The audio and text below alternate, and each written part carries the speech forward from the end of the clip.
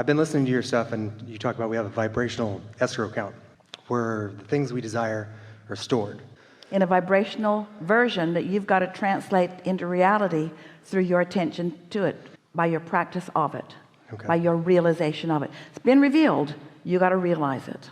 So in the space of wanting to get in the vibration, feeling it now, but also noticing the absence of it, what I've been doing is imagining myself flying out of my body and going to a time in the future when the thing, the desire, the accomplishment has been realized, and then bringing in that vibrational energy from that moment. Good process. Into the now. Yeah, we can see how that could work for you if you're able to go there.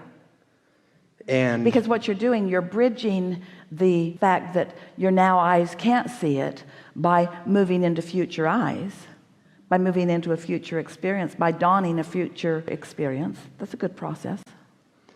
And then bringing in those energies into the moment, and you talk about the 68 seconds. Because it doesn't matter whether you are focused upon the past or the present or the future, you're doing it now.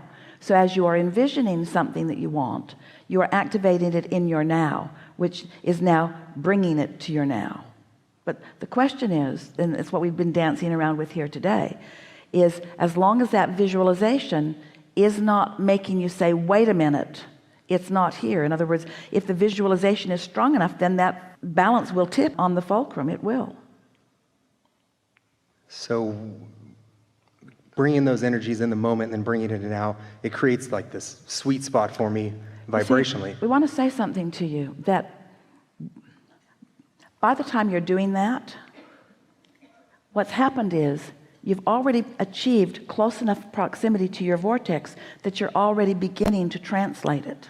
That is what's happening. You're actually peering into your vortex and seeing what's there, because the first stages of turning those vibrations to thoughts and those thoughts to things is that imagery, is that imagination. Or when it happens in your dream state, it is the same thing too.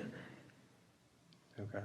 So once you're doing that consistently, you are on the verge of full manifestation.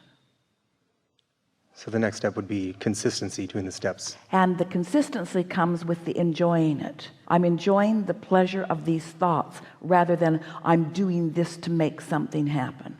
Because when you're doing it to make it happen, what hasn't happened gets a little foothold. If you're doing it for the pleasure, then there's no resistance, there's no downside to that.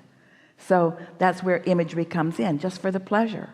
Sitting and contemplating pleasurable thoughts is the most productive thing that you could do.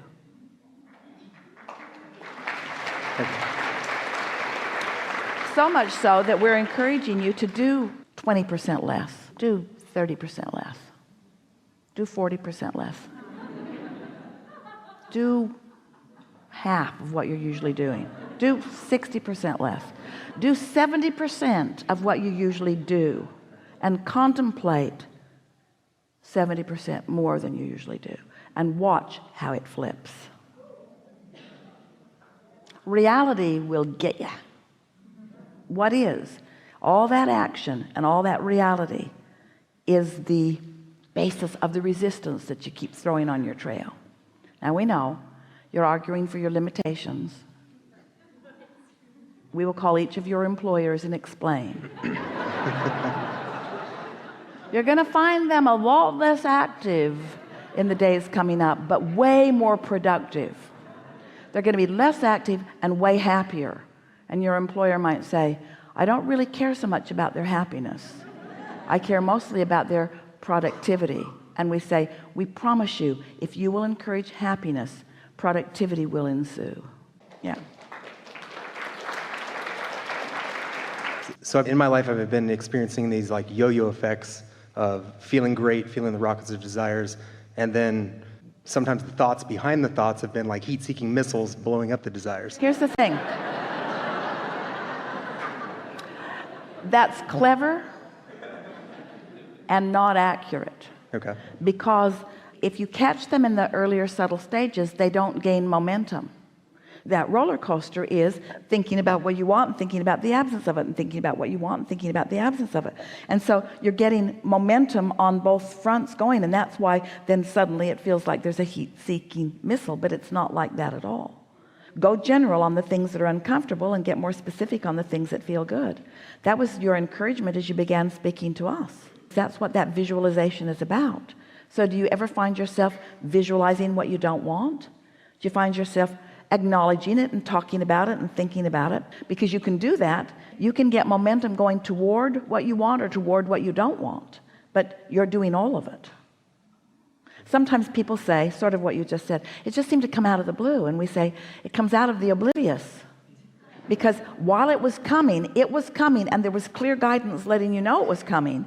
You just were willing to put up with it before it got really, really strong. So you just want to be more picky about how you feel, not willing to endure the emotional consequence of split energy. It is not uncommon for a deliberate creator like yourself, who has the ability to focus in very powerful ways. It's not uncommon for you to have an experience like you described, because you are a powerful focuser.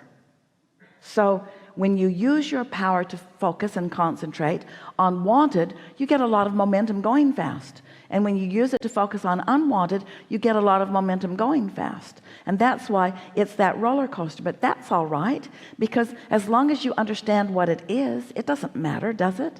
As long as you know that the universe has your back, as long as you know that you get what you think about, as long as you know what your guidance system is, as long as you know there is a vortex version and you spend more time looking for the feeling of that, then it doesn't matter. Esther spent several days at Disneyland with kids and grandkids and other kids and other grandkids, and she was on more roller coasters in those days than she's been on in her whole life. It was amazing, up and down. And at first she thought, I have lost my mind. What am I doing? And then she thought, I'll feign sickness and they won't make me do it again.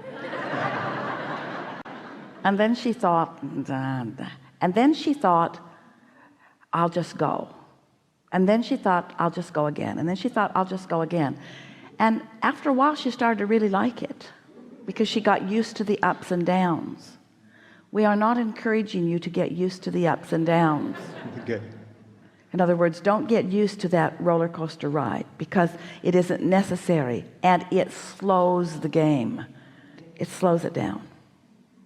Something more? No. Really good. Thank you.